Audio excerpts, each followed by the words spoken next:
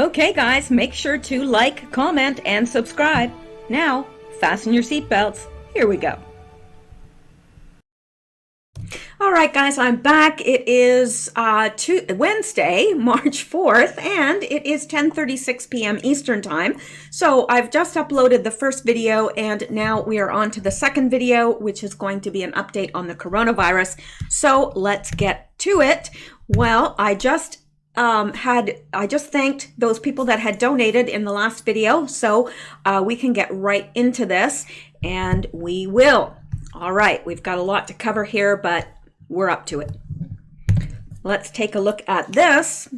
CDC plan to drop coronavirus evacuees at San Antonio Mall, officials claim. Now, this was published today, so it is fresh news. And federal health officials plan to drop off some of the cruise ship passengers at a shopping mall after their release from a 2-week quarantine, which, by the way, is not enough. At a Texas airbase, one of several reasons the city of San Antonio declared a public health emergency over the new coronavirus, a city spokeswoman said Tuesday. The city filed a lawsuit Monday to halt the plan after a woman was mistakenly released from quarantine at a healthcare center over the weekend despite testing positive. She had visited the North Star Mall, the same one where some of those released from Lackland Air Force Base were to be dropped off before the mistake was discovered, prompting the mall to shut down for deep cleaning. Don't blame them.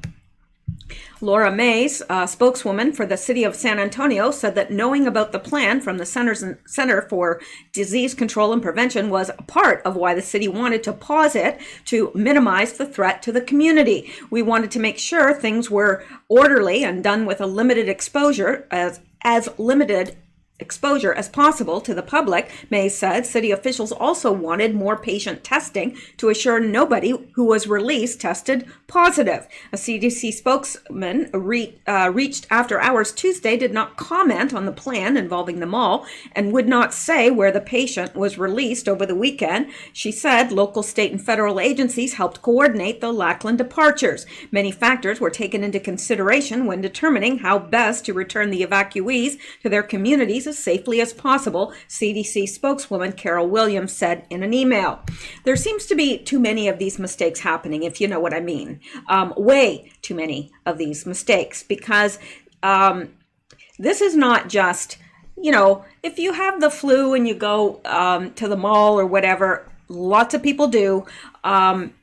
It's not as dangerous as if you have coronavirus, which in this country actually has a fatality rate. If you take the number of people that are infected and divide it by the number of deaths, is about 8%. So that's pretty high. Now, Linda Kahn, a spokeswoman for Brookfield Properties, which manages North Star Mall, said Wednesday that the company was not informed about any plan to drop off passengers and had no information about the person who was released over the weekend. May said 122 passengers were released Tuesday, while 7 remained in quarantine. Many passengers were bused to San Antonio International Airport, where they were escorted to ticket counters and through security. Others who live in Texas were escorted to car rental counters. Passenger Terry Fail of Houston said a CDC official told them in a conference call Sunday that the mall, about 17 miles or 27 kilometers from the base, was chosen to avoid the media. Fail said only people who were not going to the airport were to be dropped off at the mall. The Fails showed the Associated Press a text message they said was from the CDC indicating they were to be dropped off at the entrance by the Cheesecake Factory. My husband was asking who made this decision, said Fail, adding that the couple's son was driving from Houston to pick them up. Fail and her husband, David Fail, were among at least 4 passengers released late Monday after CDC officials said they were free to go. Their son picked them up at a Lackland gate around midnight. We were jumping up and down for joy, said Terry Fail. We were not going to give one person a chance to change their mind. She said being isolated from family and other passengers since February was like a nightmare. You just kept waking up to each and every day. San Antonio Mayor Ron Nierenberg, who had earlier said that only passengers who were symptom-free for the entire 14-day quarantine period would be released Tuesday, issued a statement saying he was comfortable that the plan will minimize the risk of exposure and that passengers would not stay in local hotels and will go directly to the airport. Why is that any less of a risk, not staying in local hotels via going to a local airport where you have more contact with more people? So anyway, the patient who was released over the weekend visited the mall and the airport before she was brought back into isolation once the positive test was discovered. City officials said there have not been any known cases of the illness being transmitted in the community. Nierenberg said, yeah, the emphasis there being on known cases. Unfreaking believable. Do you trust the CDC? Because I certainly don't. Anyway, let's go on. And breaking, this is from BNO Newsroom, Italy closing all schools and universities across the country due to coronavirus, and new first case of coronavirus at the EU offices in Brussels. The European Defense Agency has canceled all of its meetings until March 13. All right, and here, Los Angeles County reports 5 new cases of coronavirus, declares state of emergency, no doubt. And Germany's health minister says coronavirus has become a global pandemic. Well, it was a global pandemic before they ever declared it to be a pandemic, but you know, they that all had to do with the bonds taken out, whereby people would lose their money if WHO declared a pandemic. Yeah. Anyway, let's look at this. This from Natural News. Here's what's coming for America as the coronavirus spreads. City-scale quarantines, overrun hospitals, domestic flight lockdowns, and medical martial law. Now, if this takes the same route that it's taking in other countries, then yes, this is probably what would happen in America. There's no doubt about that.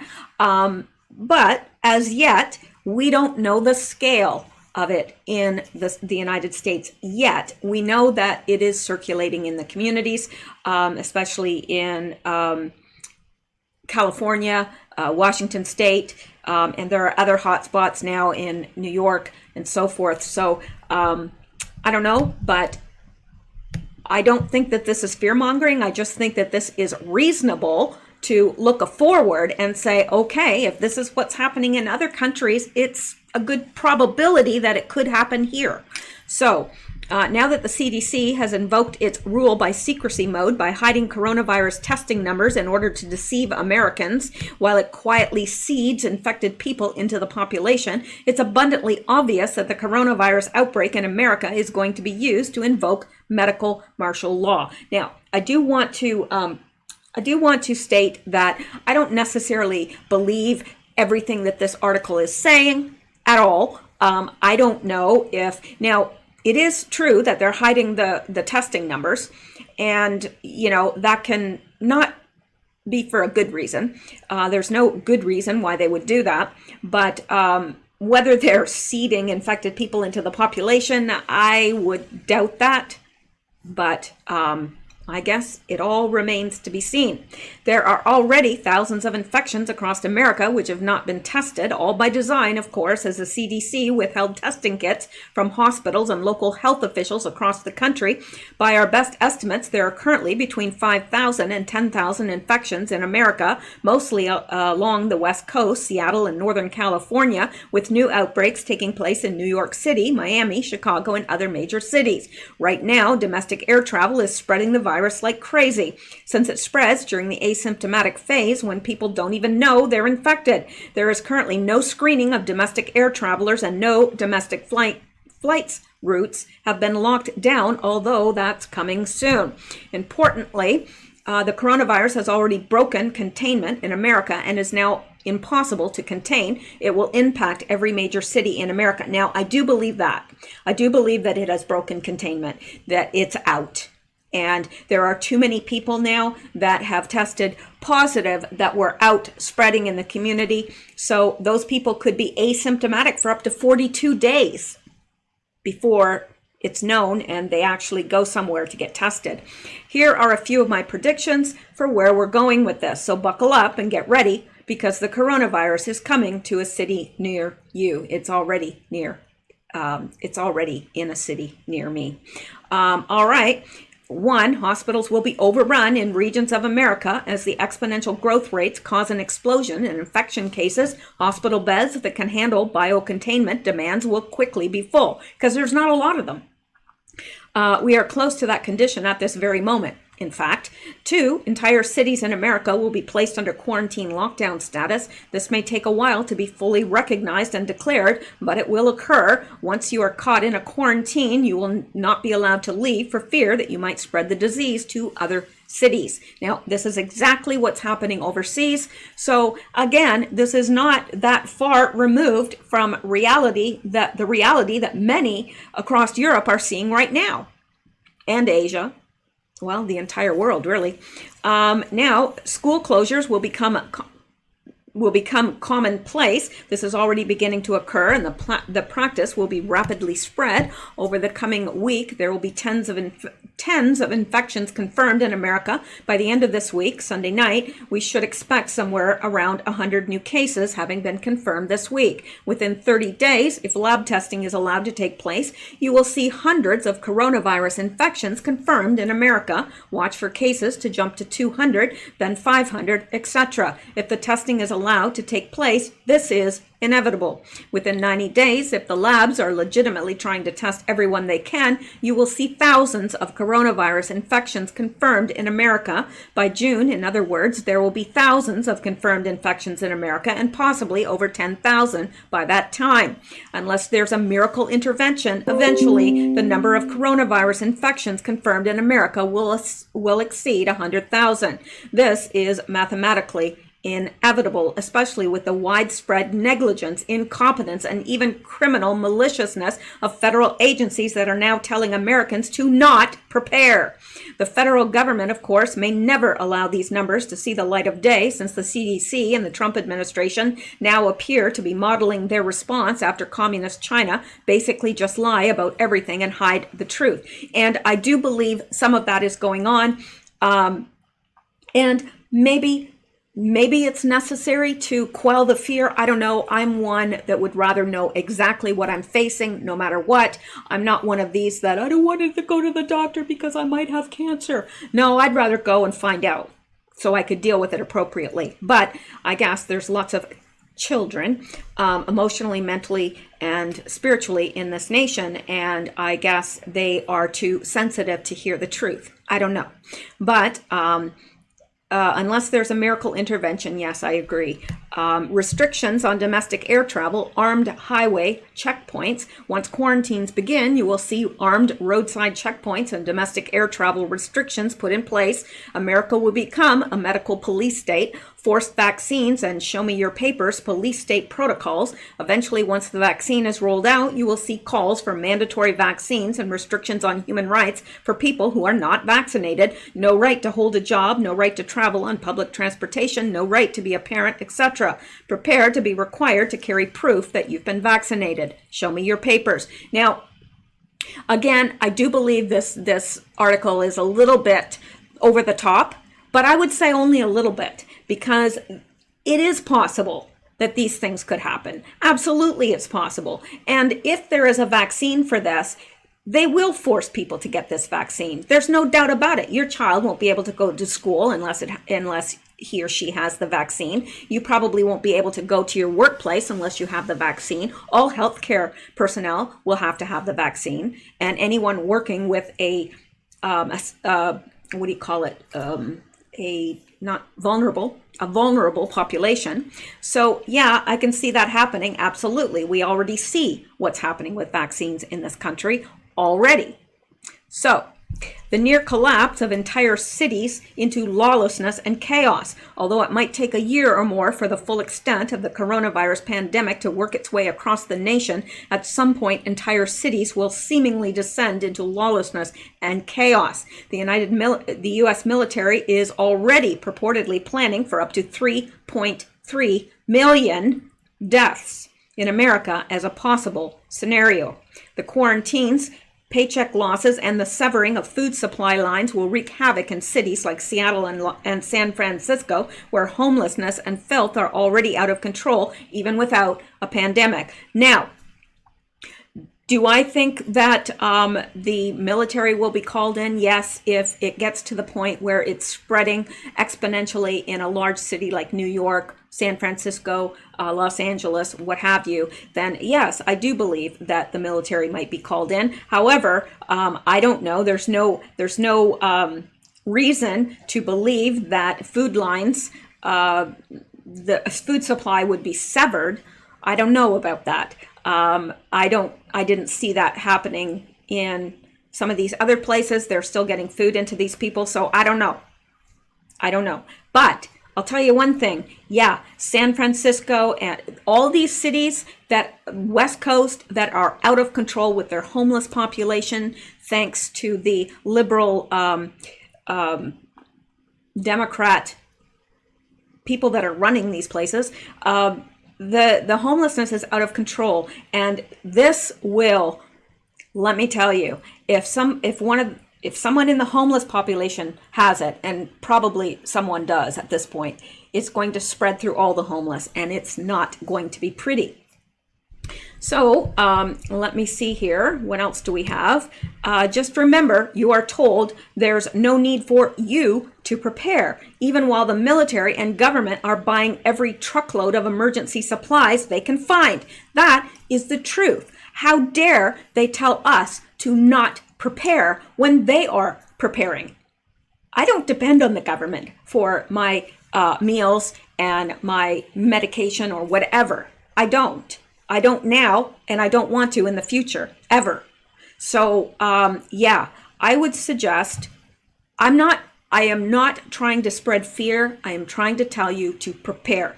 Get a little bit of food put aside, some water, get some extra months of your medication, whatever it takes for you to prepare to feel that you could shelter in place for a time without having to be taken somewhere, then do it. If this all is blows over and nothing happens, which I highly doubt, but if it does, well, great. Then you've got some extra food and water and medication. And get yourself some masks, because they are being bought up like crazy. You may have to, because there seems to be a lot available up here from what I'm seeing now.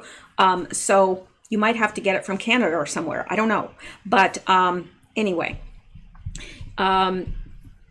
it's criminal when the Surgeon General tells you to stop buying masks because they don't work, and then says hospital staffers need all those masks because they do work.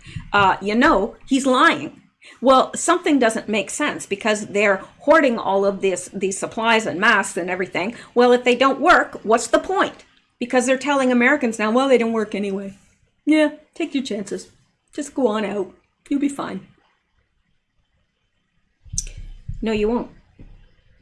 No, you won't. You need to be prepared. You need to take precautions. And I know we all have normalcy bias, because we think, oh, nothing like this ever happened before. Well, which it has. Nothing's going to happen. It'll be fine. Oh, it's a hoax. Oh my gosh, if I had a nickel for every time somebody told me that, oh, it's all a hoax. Right. Okay, well, you know what? If that is what makes you sleep better at night, then you knock yourself out.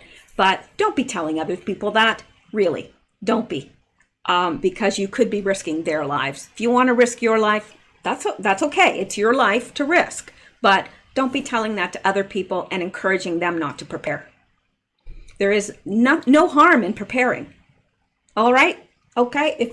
If it turns out to be a hoax, which it won't, because that is absolutely ludicrous, then you've got some extra food and supplies. There you go.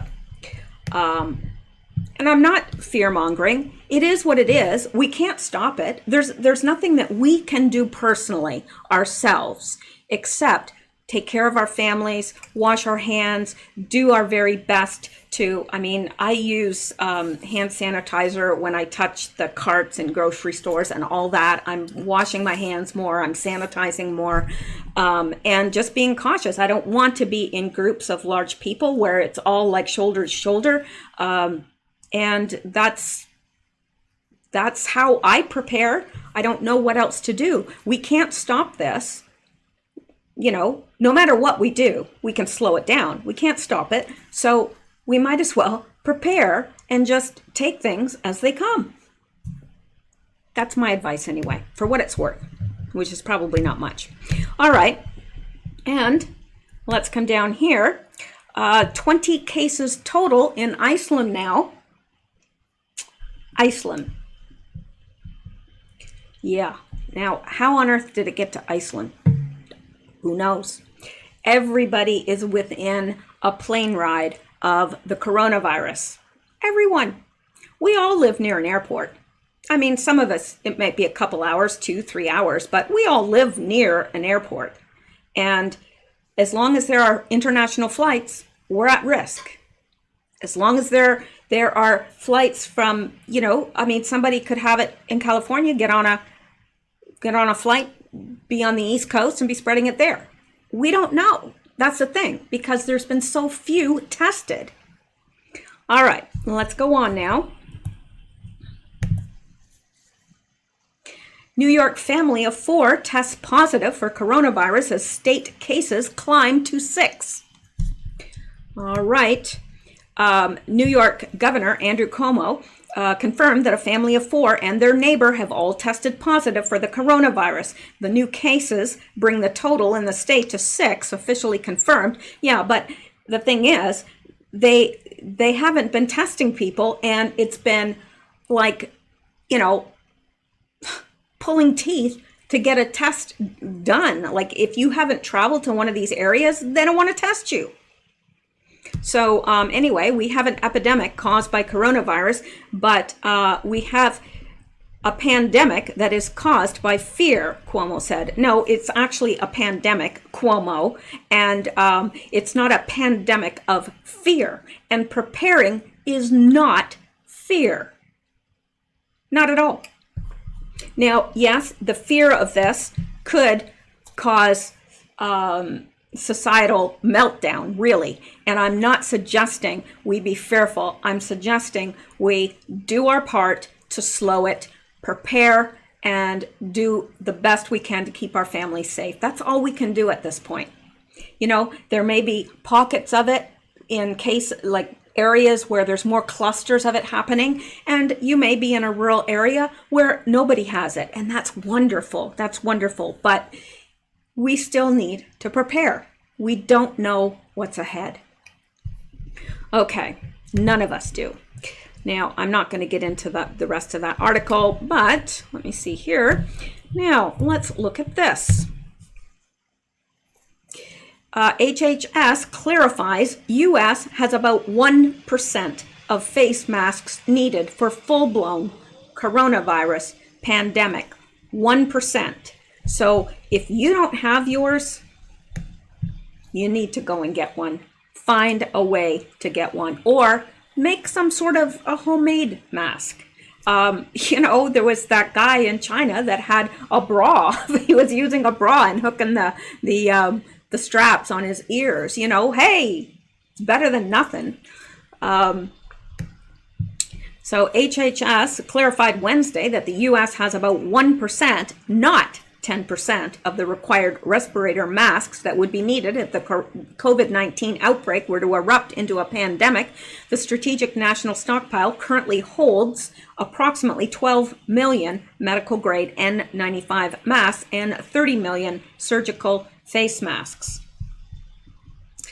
Not enough. Not nearly enough. The Department of Health and Human Services clarified Wednesday that the United States has about 1%, not 10%, of the required respirator masks that would be needed Okay, the agency said its pandemic planning assumptions estimate the U.S. healthcare system will need up to 3.5 billion N95 respirator masks over a year. The Strategic National Stockpile, the nation's emergency stockpile of drugs and medical supplies, currently holds approximately 12 million medical-grade N95 respirator masks and 30 million surgical face masks, according to the HHS spokesperson.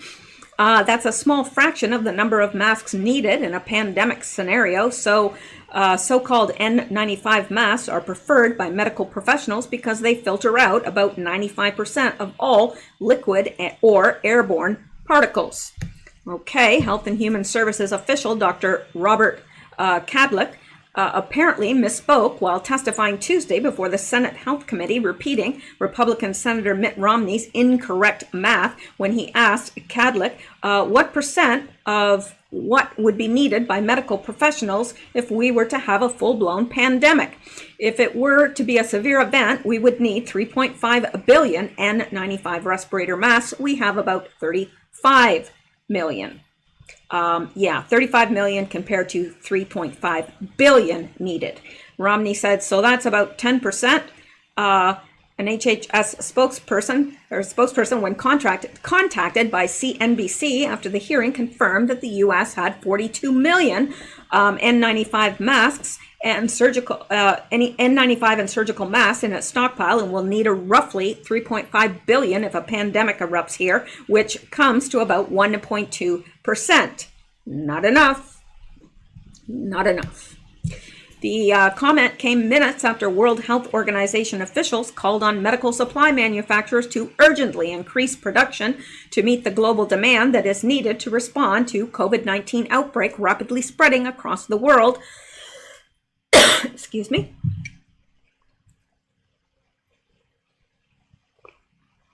Supplies are rapidly depleting. WHO estimates that each month, 89 million medical masks will be required for the COVID-19 response, 76 million examination gloves, and 1.6 million goggles. Tedros Adhanom, last name who I can't pronounce, General Director of WHO, said separately at a news conference at the organization's Geneva headquarters, he said manufacturers need to increase personal protective gear supplies by 40%. House and Senate leaders reached a bipartisan deal Wednesday, providing roughly $8.3 billion in emergency funding to help fight the outbreak in the U.S. It sets aside just $1 billion for medical supplies and healthcare preparedness, according to a House Democratic aide. The rest of the money is parsed out for research and development, state and local health agencies, foreign aid, and small business loans, the aide said, asking not to be identified because the details aren't yet public. This should not be about politics. This is about doing our job to protect the American people from a potential pandemic. Senate Appropriations Committee Chairman Richard Shelby, a Republican Atlanta, said in a statement, or is that, I don't know, is that Republican, is that Alaska? Is that, I don't know. HHS plans to use some of the money to purchase up to 5 million N95 respirator and masks over the next 18 months, the spokesperson said. The organization has yet to classify the virus as a pandemic, and we know why, because they'd lose money, and has maintained that its attention is on containing the spread, although the virus has substantially moved beyond China and now has been found in dozens of countries. The CDC said Wednesday there are at least 129 cases of COVID-19 and 9 deaths in the United States. More than 93,400 people across the world have contracted the virus, which has killed at least 3,190. That is laughable. And if there's 129 cases and 9 deaths, isn't that around 8%, if I'm not mistaken? Anyway, Dr. Ann Shusha, Principal Deputy Director of the CDC, told Congress on Tuesday that the outbreak already meets 2 of the 3 criteria under the technical designation. It's a new virus and it's capable of person-to-person spread, she said. If sustained person-to-person spread in the community takes hold outside China, this will increase the likelihood that the WHO will deem it a global pandemic. No, they'll deem it a global pandemic when the date for the maturity of the bonds, and I'm not sure when that is. It's sometime this week. So then they'll do it. They just don't want to lose money. They don't care about anybody's health. Yeah, so there you go. Don't know what to say about that, but I find it interesting them telling us that we don't have to worry about masks when they are, trying to up the production and telling us how many we will need in the country. I think that's very interesting. I think they're telling us that we don't need masks so that there'll be more masks for them to buy up. That's personally my opinion, but I know I'm a little jaded, but I wasn't born yesterday or the day before. All right, let's go back now and look at this.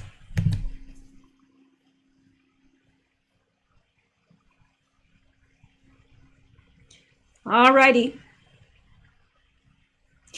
Autopsies offer key clues for early stage COVID-19 patients. Now, this was published 2/29, but it's it's a very, very good article. Autopsies show severe damage to COVID-19 patients' lungs and immune system, according to a doctor in Wuhan, reached by the Global Times, who called for measures to prevent fibrosis of the lungs at an early stage of the disease. The influence of COVID-19 on the human body is like a combination of SARS and AIDS, not just your average flu, as most people are trying to tell you. It's like a combination of SARS and AIDS, as it damages both the lungs and immune system. And by the way, those people that are saying, oh, it's just coronavirus has been around. Yes, it has. But this isn't just coronavirus. This is a new strain that has the shell of a bat coronavirus, that a bat would have. It has that shell of the virus, and inside they've placed all sorts of tasty little nuggets of death, like SARS, MERS, AIDS. Yeah, not just your flu. All you people that are saying, oh, it's just the flu. More people die from the flu. I'm so sick of hearing that, because it's causing people to say, oh yeah, it's just a flu. We'll be fine. Don't need to prepare for anything. Anyway, the influence of COVID-19 on the human body is like a combination of SARS and AIDS, as it damages both the lungs and immune system. Peng Jingyang, director of the intensive care unit of the Zhongnan, I don't know how to pronounce some of these words. I'm sorry. I'm doing my best. Hospital of Wuhan University in Wuhan told the Global Times on Friday. Peng said he had just talked to Lu Liang, a forensic specialist from the Tongji Medical College at a university I can't pronounce. Lu's team has reportedly conducted 9 autopsies on deceased COVID-19 patients as of February 24th. The autopsy results Lu shared inspired me a lot. Based on results, I think most important thing right now is to take measures at an early stage of the disease to protect patients' lungs from irreversible fibrosis, Peng noted. If irreversible damage is done, other measures like those to prevent patients from oxygen deficiency will not be of much use, he said. Lu's team published a paper on an autopsy they conducted in the Journal of Forensic Medicine on Tuesday. The paper said there was an apparent damage to the patient's lungs, an excess production of mucus spilled out of the I used to know how to pronounce that, alveoli, indicating COVID-19 causes an inflammation response that damages deep airways and pulmonary alveoli. The patient, an 85-year-old man, exhibited similar pathological changes to those created by or caused by SARS and MERS.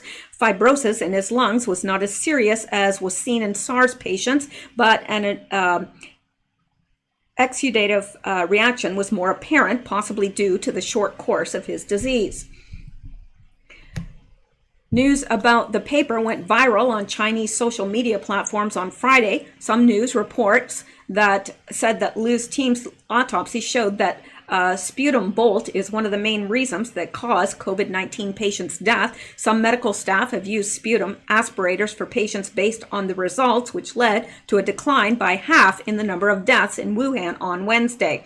The National Health Commission, NHC, said Wuhan reported 42 deaths on Tuesday and 19 on Wednesday. However, Peng doubted the report, saying he believes the decline was due to improving situation and shrinking patients' pool. Even if the autopsy results are helpful, the effectiveness would not come out so quickly. It takes about 1 week to observe, Peng said. He warned that the number of deaths may rebound, as he knows many critical patients in Wuhan have held out for 1 month but are still in danger and could die any time. There were 6,775 critical patients in Wuhan as of Thursday, and the number of deaths Wuhan authorities reported on Thursday was 28, according to NHC. The patient mentioned in the paper was hospitalized in January for cerebral infraction, the death of tissue in the brain resulting from inadequate blood supply. He was confirmed to be infected with novel coronavirus 13 days later and died after a further 15 days. The autopsy was conducted within 12 hours of his death. No apparent pathological changes were found in his digestive system, spleen, or brain, the report said. Liu's team conducted the first on Friday 16th, about a month after the outbreak. Liu previously told media that he and his team had proposed to the Wuhan government to conduct autopsies soon after the outbreak. The government and local hospitals agreed on the necessity of autopsies, but could not provide proper locations. They also worried about risks of viral transmission during such autopsies. Yang, whose last name I can't pronounce, deputy director of the pathogen biology department at Wuhan University, explained that preparation and risk evaluation of the autopsy of COVID-19 patients is crucial, as it may cause containment of the hospital or medical members. Also, Chinese traditional thoughts of preserving the body of the deceased may hinder the autopsy process, which requires family consent, Yang told the Global Times. So, yeah, this isn't just your garden variety flu. So, anyway, let's go back here. All right. And, my gosh, Xander is just going nuts there over on the couch, flipping pillows, and I don't know. I guess he's trying to get attention. There go all my pillows onto the floor. Okay, this from the Global Times. Gene sequencing by Beijing Ditan Hospital found coronavirus in the cerebrospinal fluid of a 56-year-old confirmed COVID-19 patient with encephalitis, which provides evidence that COVID-19 can invade patients' nervous systems just like SARS and MERS. And yes, that has another component of it that can cause encephalitis and get into the cerebrospinal fluid, which means that it's crossing the blood-brain barrier. Not a good thing. All right, and this California governor says Grand Princess cruise ship being held off the coast as a number of passengers and crew members have developed symptoms. Test kits will be flown to the ship. Not good news. Wouldn't want to be on a cruise ship. I've got an aunt, an uncle, and cousins. They're all going on a cruise, and they're leaving sometime in March, and I think they're nuts. Absolutely, positively nuts. But can't convince them otherwise. Anyway, U.S. House passes $8.3 billion coronavirus emergency spending bill, now moves to the Senate, and I think that's passed, actually. So this is old news. All right, and let's look at, let's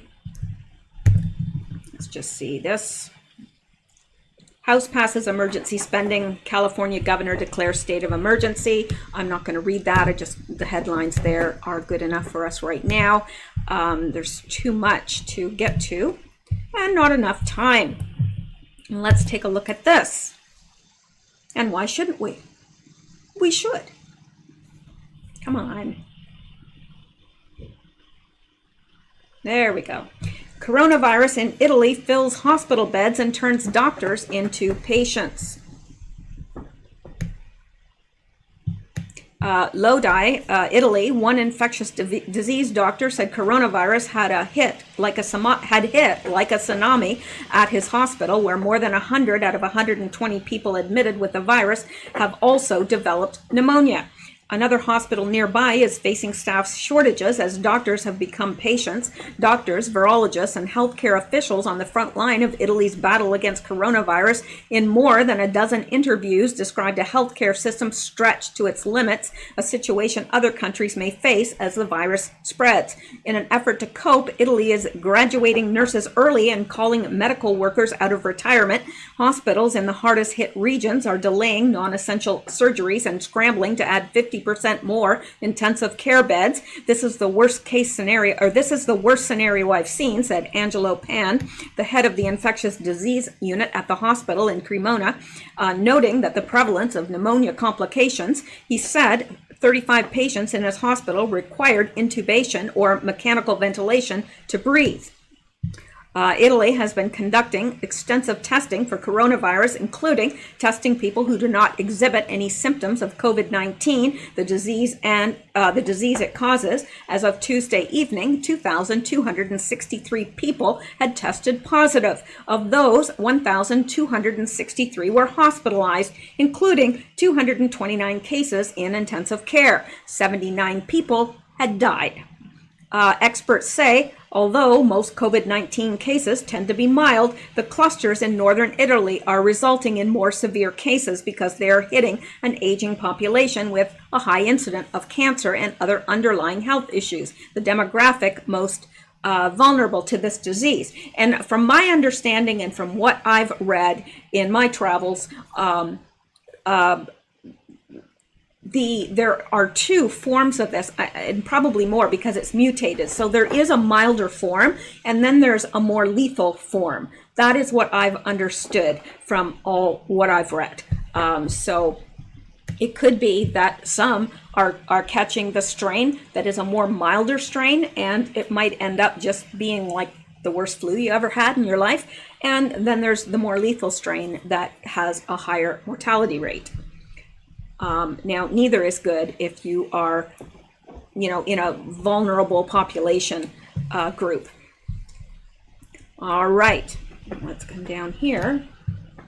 I have no clue what that cat is doing, but if the cat had access to drugs, I would swear he was on drugs. Hey! And he's also clawing at my couch. All right. The joys of owning a cat. So anyway, the situation is quite bad in the epicenter of the outbreak, said Giovanni Rezza, director of the infectious disease department at the Italian National Institute of Health. We have a very old population. They need hospital support and assistance, and it's a very high burden for hospitals in the area. As with the cluster in Washington state, virologists believe the virus has been spreading in northern Italy for weeks before anyone realized. The 38-year-old Italian, who was the first to test positive in the Lombardy region and who has remained in intensive care, has not traveled abroad, and doctors initially sent him home from the hospital.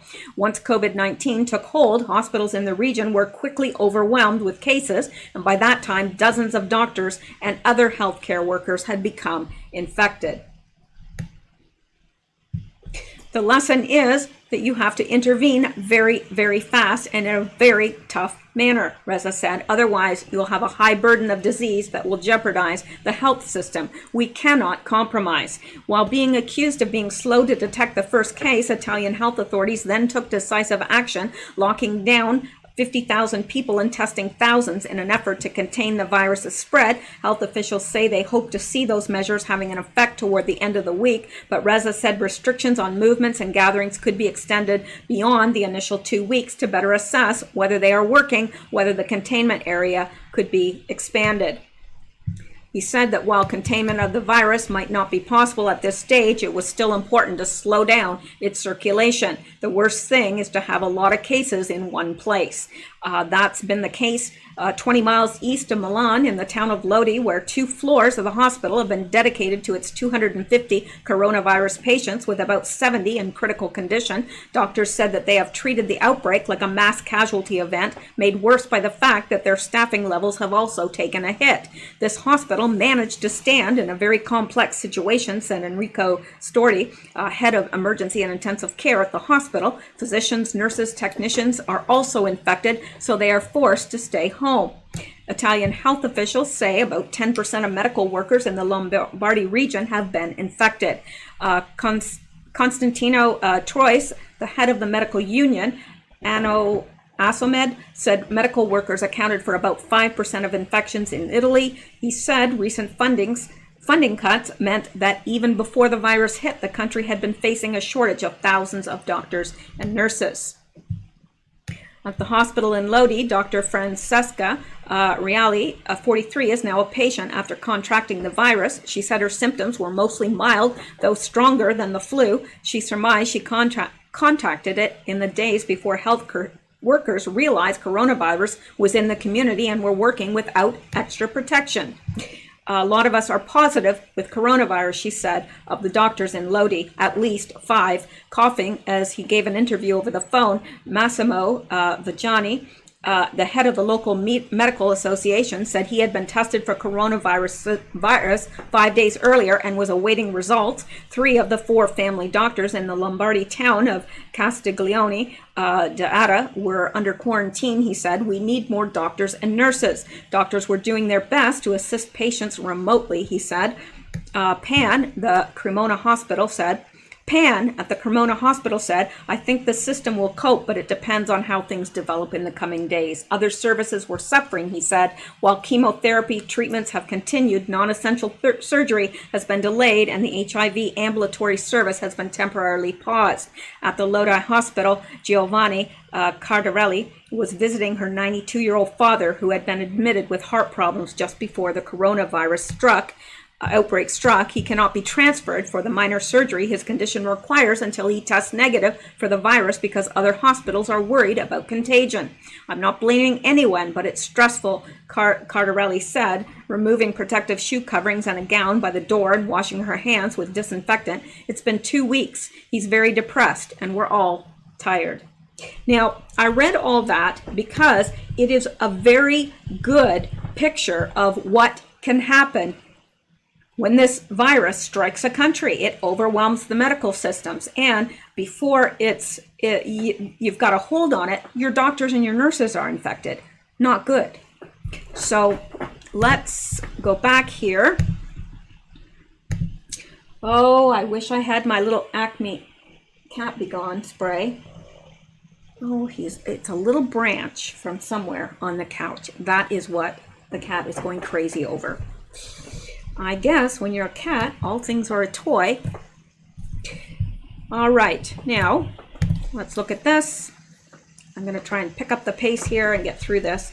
Now, this says NHS England declares coronavirus a level 4 incident, the highest degree emergency. The highest degree of emergency, as 12 more people in the UK are diagnosed with Big Four accountants Deloitte lockdown London office over positive worker. Coronavirus was ratcheted up to level 4 status in January, but this was only officially confirmed today. Boris Johnson tried to calm public concern by unveiling a 4-pronged strategy to tackle the growing crisis.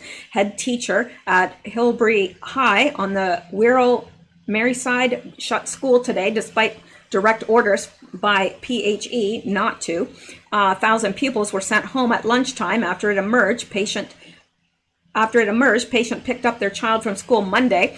Head Mark Bellamy said the school would be disinfected and deep cleaned for 2 days before reopening Friday. A member of staff at accountancy firm Deloitte tested positive for the virus after returning from Asia. Troops may be deployed on the streets, and infected patients not suffering could be sent home from hospital. More than 92,000 coronavirus cases have been recorded worldwide, and at least 3,100 patients have died. Do you have a coronavirus story? No, I don't. So I'm not going to get into all the details there. I just wanted to read you the quick and dirty version. All right. And let's come back to here. I think we're almost done here. Now, this by Councilwoman Candy. I'm not sure how to pronounce her name, but it's unbelievable because this woman actually advocated for people that tested positive to the coronavirus going into Republican rallies, like the Trump rallies. Basically, I think it was actually the Trump rallies that she was saying to target. So unbelievable, like really unbelievable. And these are some of now the tweet was removed, thankfully, but these are some of the responses she received. Advocating for biological terrorism seems like it would be against the law, is it not? And Mark Dice, you should resign from the city council immediately, you evil, soulless woman. No, Mark, really, tell us how you really feel.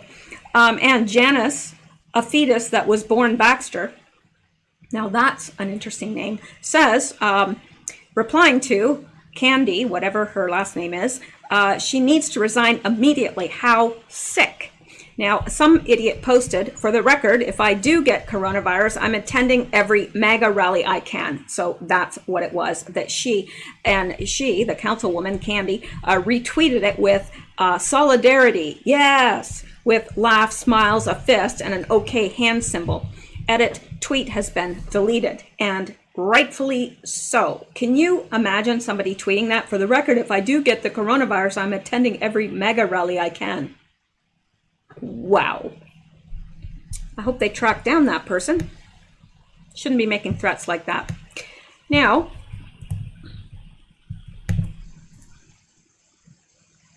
Project Kennedy, J.P. Morgan tells thousands of workers to work from home.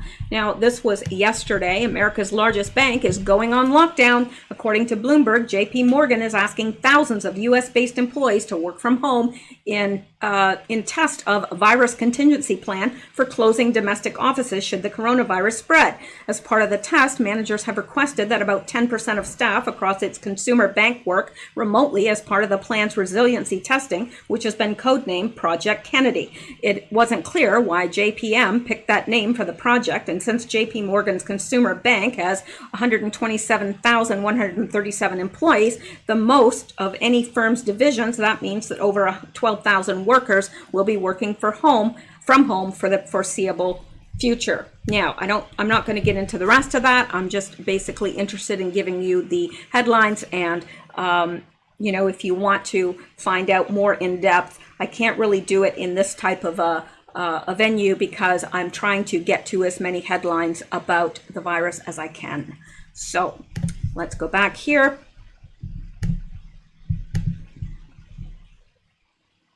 That's not what I want. Oh, yes, it is. Okay, so, yes, and look at this.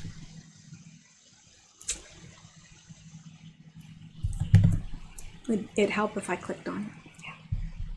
Anyway, stunning. Iranian regime is selling air freshener disguised as antibacterial spray to its citizens. Now, this was March 2nd, so it's a couple days old, but just think of that. I mean, I think Iran is actually the picture of everything not to do, like licking your national, whatever they are, shrines, I guess. And I mean, this is just unbelievable.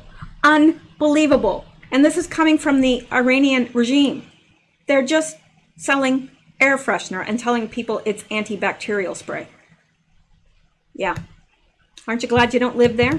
As coronavirus continues to spread across Iran, the regime is lying to its population about the impact of the disease. And today, it was discovered the regime is selling air freshener disguised as antibacterial spray to its citizens.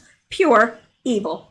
From the video, which I don't believe is in English, I purchased an antibacterial spray at a drugstore. When I tore off the label, I saw it's actually an air freshener. They're selling air fresheners as antibacterial sprays. The brand belongs to the Revolutionary Guards. Can you believe that? Yeah, I can believe it. Absolutely, I can. All right, now this doesn't belong there. It belonged over in the news site because it was about the lockdown of prisons statewide in Oklahoma. I don't know what has happened with that, and I haven't been able to follow up with it, so I need to. Now, let's look at this.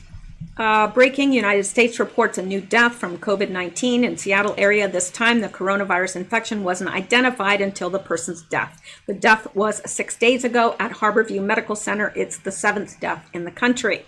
And coronavirus update, 9 dead in Seattle area. So, yeah, right within there. I mean, it's just like they give the headline and then they go, oh, wait, update, 9 dead. All right. And over here, hang on here, United Arab Emirates closing all schools for at least 4 weeks due to coronavirus. And South Korean President Moon puts all government agencies on 24-hour emergency alert, says country at war with coronavirus. And NHS England declares coronavirus a level 4 incident. We just looked at that, the highest level of emergency. And also WHO on the falling numbers of cases in China. We questioned these numbers while we were in China. We scrutinized this data and we believe that this decline is real. Oh, and we're going to trust the WHO?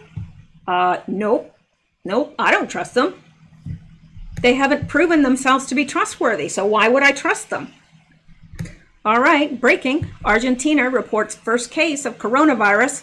U.S. CDC on coronavirus. What is happening now in the United States may be the beginning of what's happening abroad.